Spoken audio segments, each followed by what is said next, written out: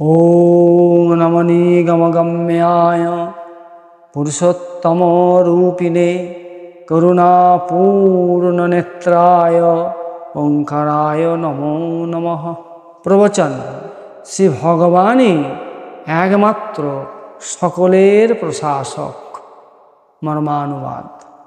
महान प्रभु वै पुरुषः सत्तस्यैषो प्रवर्तकः सुनिर्मलामिमां प्राप्ति मीशानो ज्योतिरव्ययः। मर्मानुवाद। परम पुरुष पुरुषोत्तम सनातन परमात्मा श्री भगवान তিনি সমস্ত কিছুর প্রশাসক, মহান প্রভু তথা অবিনাশী এবং প্রকাশ স্বরূপ আনন্দময় সুনির্মল প্রাপ্তির প্রতি অর্থাৎ নিজ আনন্দময় বিশুদ্ধ স্বরূপ প্রাপ্তির জন্য মানবের অন্তঃকরণকে প্রেরিত করেন। প্রত্যেক মানবকে তিনি নিজের দিকে আকৃষ্ট করেন। তথাপি এই মানব সর্বপ্রকার সুযোগ পেয়েও তার প্রেরণানুসারে তাকে প্রাপ্তির জন্য তৎপর হয় না। পরমাত্মা শ্রী ভগবানের জগতে দুটি বিভাগ, এক সমতা, দুই বিষমতা। পরমাত্মা শ্রী ভগবান হল সম অর্থাৎ সমতা, আর জগৎ সংসার হল বিষম অর্থাৎ বিষমতা। জীবাত্মা এই মানব সমতার সঙ্গেই সম্বন্ধ স্থাপন হয়েই আছে, অর্থাৎ ভগবানের সঙ্গে সম্বন্ধ স্থাপন হয়েই আছে। সমতার পথটি কেবলমাত্র বুঝে নিতে হবে। আচরণের ক্ষেত্রে যার সঙ্গে কখনো ঐক্য হতে পারে না, ঐক্য হওয়া উচিত নয় এবং ঐক্য করা যায় না, যেমন মাটির ঢেলা, পাথর, স্বর্ণে, বন্ধু, শত্রু, উদাসীন, মধ্যস্থ, দেশ, সাধু, পাপী ব্যক্তিদের সঙ্গে আচরণেও তার সমবুদ্ধি বজায় থাকে, কারণ সেই মানব অনুভব করছেন যে একমাত্র পরমাত্মা ব্যতীত আর কিছুই নেই।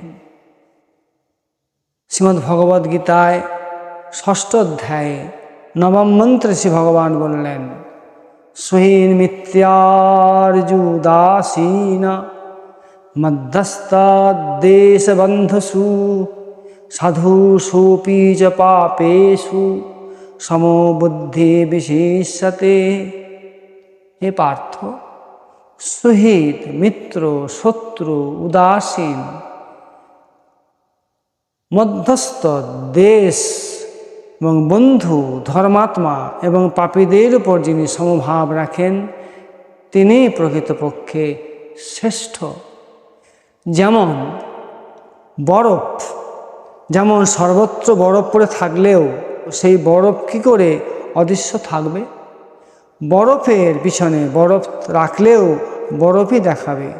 তেমনি সব রূপে যেমন একমাত্র পরমাত্মা ভগবানই অবস্থিত, তখন পরমাত্মা শ্রী ভগবান কেমন করে নিজেকে লুকিয়ে রাখবেন?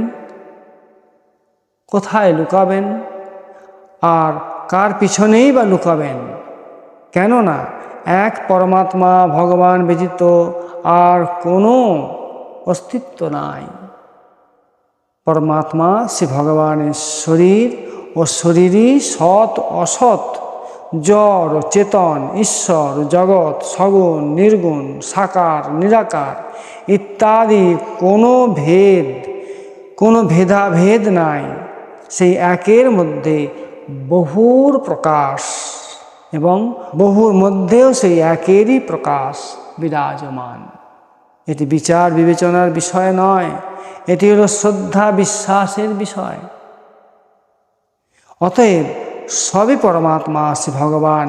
এই সর্বৈব সত্যটি আমাদের শ্রদ্ধা ও বিশ্বাসপূর্বক মেনে নেওয়া এবং স্বীকার করা এবং এই তত্ত্বে প্রতিষ্ঠিত হওয়া উচিত। এই বিষয়টি দৃঢ়তার সঙ্গে মেনে নিলে পরে সেই মতো অনুভবে এসে যাবে। যারা শ্রী ভগবানকে ভজন করেন সেই ভক্ত প্রথমে পরমাত্মা শ্রী ভগবানকে দূরে দেখেন, পরে কাছে দেখেন, তারপর নিজের মধ্যে দেখেন, একেবারে শেষে শুধু মাত্র পরমাত্মা শ্রী ভগবানকেই দেখেন। কর্মযোগী পরমাত্মা শ্রী ভগবানকে কাছে দেখেন, জ্ঞানযোগী পরমাত্মা শ্রী ভগবানকে নিজের মধ্যে দেখেন, আর ভক্তযোগী পরমাত্মা শ্রী ভগবানকে সর্বত্রই দেখেন। ভক্তযোগী সমগ্র জগৎকে পরমাত্মা শ্রী ভগবানের স্বরূপ বলেই দেখেন। তার কাছে এক পরমাত্মা ব্যতীত আর কোনো কিছুরই অস্তিত্ব থাকে না। তার কাছে দ্রষ্টা, দৃশ্য, দর্শন এই তিন পরমাত্মা স্বরূপ হয়ে যান, অর্থাৎ বাসুদেব সর্বম হয়ে যায়। তাই গঙ্গা জলে যেমন গঙ্গা পূজা হয়, তেমনি ওই প্রেমিক ভক্তের সমস্ত ব্যবহার পরমাত্মা শ্রী ভগবানেতেই লয় হয়ে যায়। যেমন শরীরের সঙ্গে একাত্ম হওয়া ব্যক্তি সকল ক্রিয়া করেও শরীরেই অবস্থান করেন, তেমনি সেই প্রেমিক ভক্ত সকল ক্রিয়া করেও পরমাত্মা শ্রী ভগবানই অবস্থান করেন। সাধারণ মানব যেমন শরীরকেই নিজের বলে মনে করে, শরীরের কোনো অংশে ব্যাধি না চেয়ে, কোনো অঙ্গে রাগ দ্বেষ না করে সমস্ত অঙ্গকেই সমানভাবে নিজের বলে মনে করে, তেমনি ভক্ত, সেই প্রেমিক ভক্ত সমস্ত প্রাণীর মধ্যে নিজ অংশী সে পরমাত্মা শ্রী ভগবানকেই অবলোকন করেন এবং সবার দুঃখ দূর করার এবং সকলকে সুখী করার জন্য সমানভাবে স্বাভাবিক রূপে চেষ্টা করেন। তিনি বস্তু, যোগ্যতা এবং সামর্থ্য এই সবগুলি নিজের বলে মনে করেন না, শ্রী ভগবানের বলে মনে করেন। গঙ্গা জল দ্বারা যেমন গঙ্গাকে পূজা করা হয়, প্রদীপ দিয়ে যেমন সূর্যকে পূজা করা হয়, তেমনি সেই প্রেমিক ভক্ত পরমাত্মা শ্রী ভগবানের বস্তু সমূহই শ্রী ভগবানে অর্পণ করেন। ভক্ত প্রেমাশ্রুনয়নে বলেন, স্তদীয় বস্তু গোবিন্দীয় তুভ্যমেব সমর্পয়ে। সে প্রেমিক ভক্ত তিনি নিজ শরীরের সুখ দুঃখের ন্যায় সবার সুখ দুঃখকে নিজের বলে মনে করেন। অন্যের দুঃখে দুঃখিত হওয়া মানে নিজে দুঃখী হওয়া নয়, বরং অপরের দুঃখ দূর করার চেষ্টা করা।